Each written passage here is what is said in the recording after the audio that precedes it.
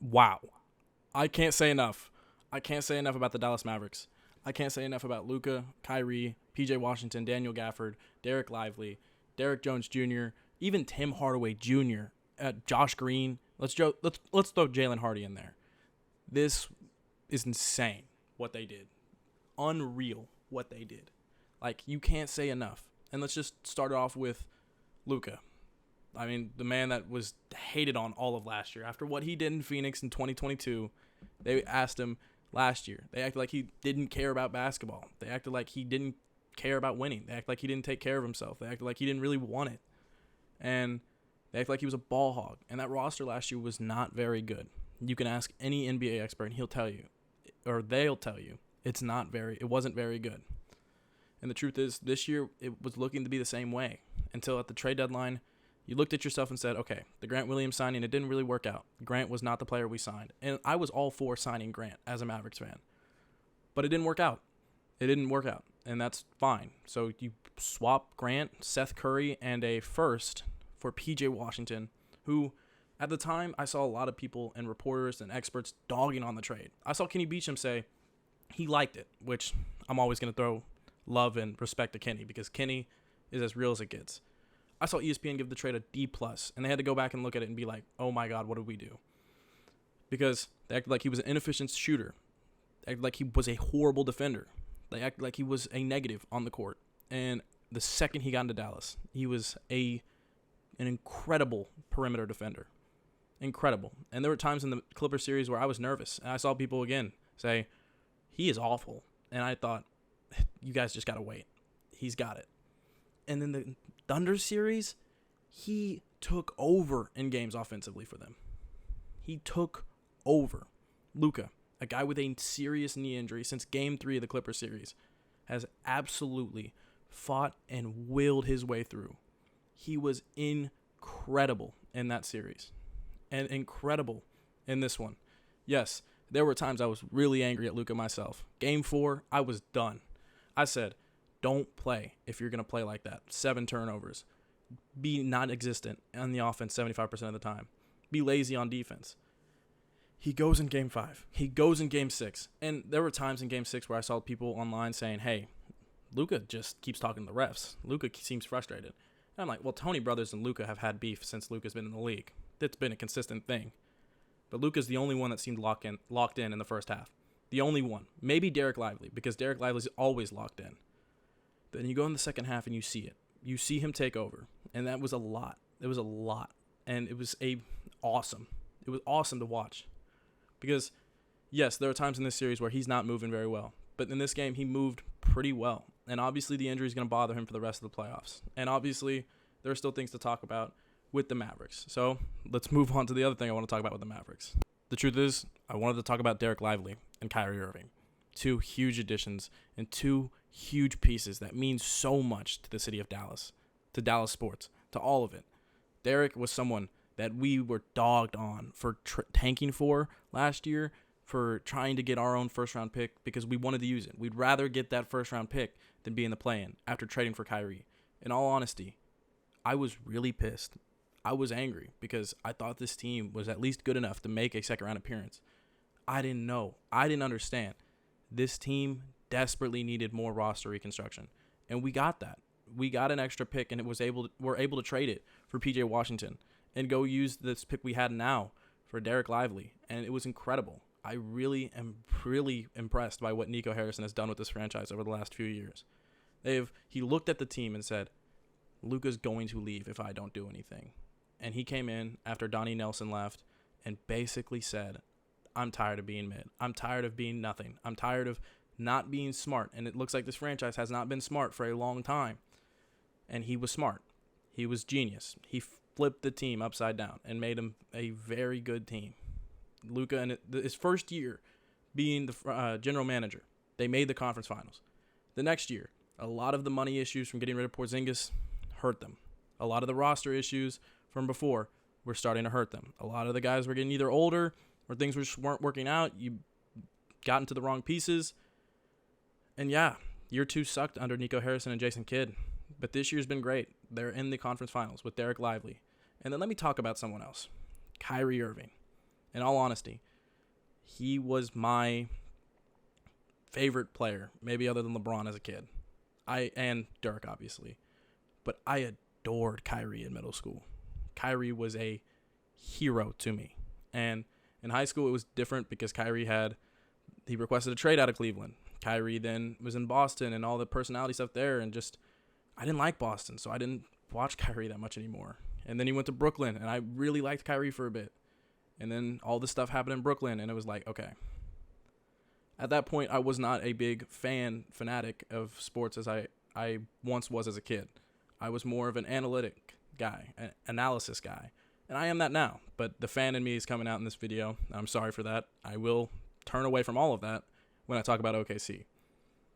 But I wanted to talk about Kyrie, someone that a lot of people have doubted, people didn't believe in. And honestly, I didn't know he had this playmaking bag in him that he has shown in the series. I didn't know he had this defensive bag in him. He's like 31 years old. And he really turned up in this series for both of those ways. If he wasn't scoring, he was giving you everything else. And I really am really, really happy that Kyrie is a Dallas Maverick. I can't say enough about Kyrie being here and what Kyrie has done for this team and for Luka and for everything for this city. I am so happy, and this is my favorite iteration of the Mavs in maybe 13 years. For the Oklahoma City Thunder, they played incredible in this series in a lot of moments, especially Shea. I love Shea, and I really, really, really think he's going to be he's already a superstar. He's not some young buck that is like on the come up. He's already here. He just plays second for MVP over Luka, who almost averaged a triple-double, over guys that have been in talks all year long. He was right there, and he's been right there. He averaged 30 last year. He's not just some guy that's coming for the league. He's already here, and I can't say enough about how aesthetically beautiful his game is or how absolutely balanced of a player he is. And yes, as a defender in this series, if you go look at the stats, he was not great. And when they started using Derek Jones Jr. on him, on PJ Washington on him. But Shea relatively is a good defender. And he's lanky and strong. And he's always given effort on that end. He maybe is the fourth best defender on that team, but it's because the team is very good defensively. A team that has finished top 5 defensively this year. And moving on, J-Dub. Yes, there were times in this series where it looked like, okay, what is he doing? He's struggling. He seems inconsistent, or he seems mentally a little like confused or in his own head. But I can't say enough about J-Dub. One of my favorite players in the league. Genuinely. He's a little older. He came out of college a little older. But year 2, everyone's acting like that we need to act like he's not going to be anything more than what he is now. But it's only year 2 for J-Dub. And he's this good early on. He's an incredible secondary playmaker to Shea. And I think I've seen people say they need another playmaker, and maybe. But I think J-Dub needs to just have more confidence in himself. And he'll be the playmaker next to Shea. And they'll be a very good duo together. Honestly. And J-Dub is an incredible defender. Incredible shot creator. I think what J-Dub needs to work on this offseason is his handles a little bit more. His driving. Because he is struggling to get past certain defenders. And I think he can get past defenders a lot. You've seen it. But I think you need to be more he needs to be more confident in his driving ability because he's strong. He can get through defenders. I think he just needs to start believing in himself a little bit more. And honestly, Shea and J-Dub, my only thing about both of them, and it's the same thing, is they both need to work on catch and shooting and finding themselves spot-up shooting, more off-ball action, which is fine. I'm not going to dog on them like that. It's like my one issue this whole series with how Shea is finding himself. He's great off-ball most of the time and cutting to the rim and all that. I just think he should be a little bit more of a catch and shooter as well because there are good playmakers on this team outside of him. And moving on, Chet Holmgren is an incredible player, and it technically his rookie year, so let's say he's a rookie. This early on, I mean, they're already acting like he's like 19, but he's 22, if y'all didn't know that. Everyone on OKC feels younger than they really are. Shea's like barely younger than Tatum. Like 6 months younger than Tatum. It's crazy.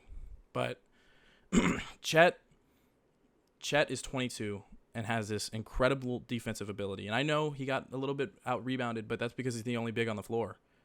When they put out Jay Will, they were starting to get dogged on in almost every game by Lively and Daniel Gafford. Like, they were out-rebounding them. They were destroying them in the paint. And Chet really disrupted the Mavs in the paint. He really did. There was a game where he had 7 blocks. He was incredible. He was the point of difference. I'm just kidding. But you're going to watch his offensive bag and game grow over and over again because this is year 1 for Chet. I mean, you're going to see more three-point shooting ability. You're going to see more shot creating from Chet. And obviously in the playoffs, you're not going to ask that of him now, but you're going to see it. You're going to see the game grow. He's a number 2 overall pick, number 2 for Rookie of the Year in a year where the Rookie of the Year was a generational player, a guy that people are saying is the next one. Okay, let's talk about the pieces outside of them. Obviously, Josh Giddey. I don't need to say anything about you know what. I don't need to get into that. But I will say Josh Giddey is not a very good player for this team. Josh Giddey does not fit, and his value is at an all-time low. You're going to probably decline his team option.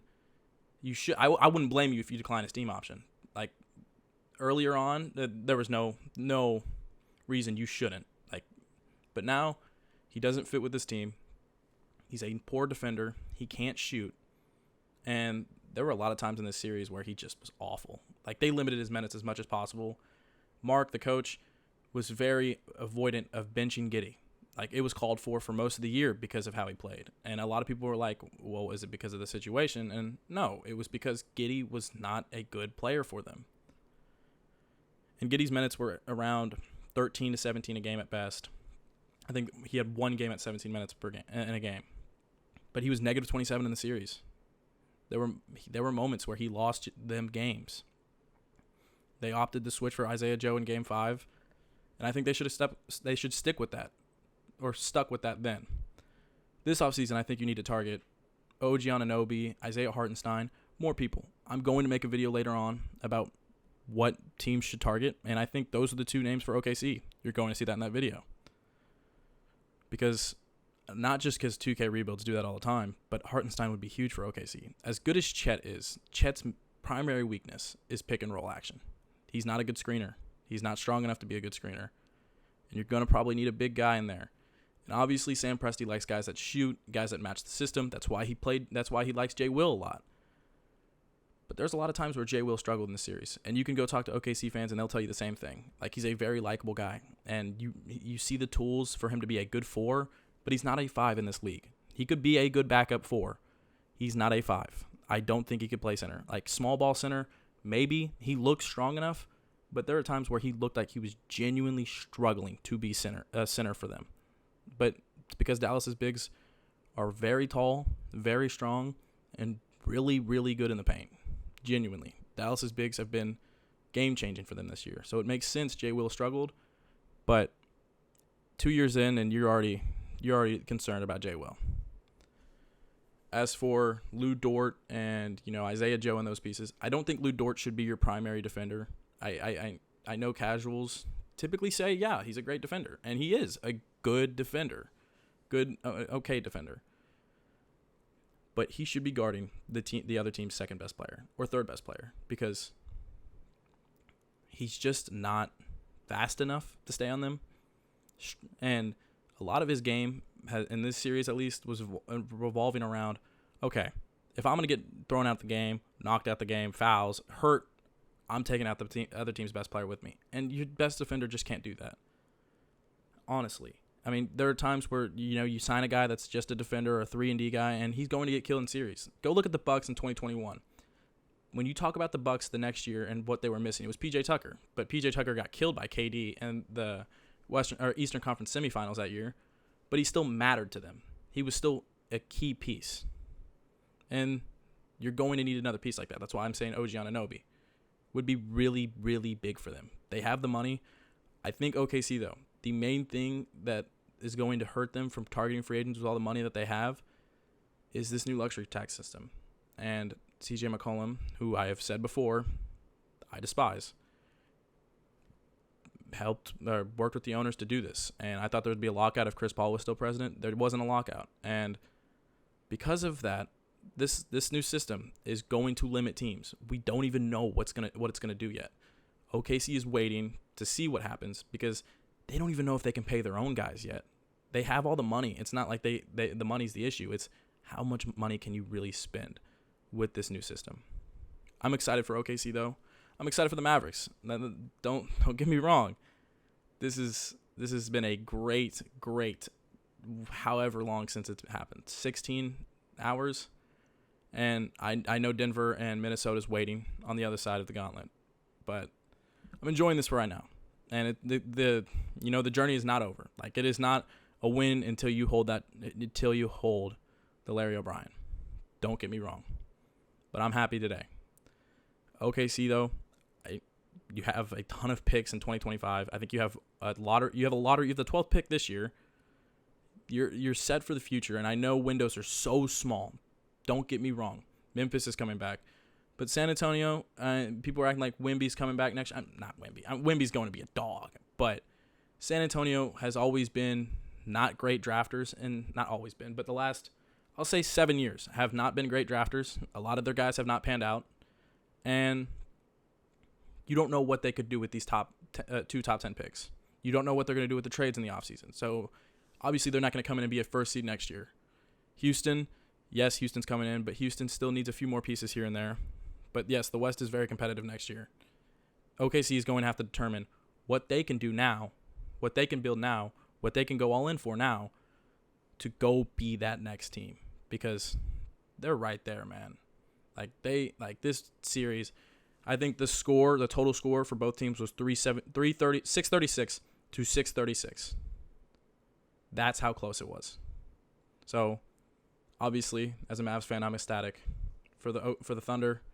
I really wish them the best. I hope they have a great offseason, and I hope Shea and J-Dub and Chet, and I'm not saying Lou Dort tried hurting Luka too many times, but everyone else, except Josh Giddey as well. I wish them the best. This is Son of a Sports. I'll catch y'all next time.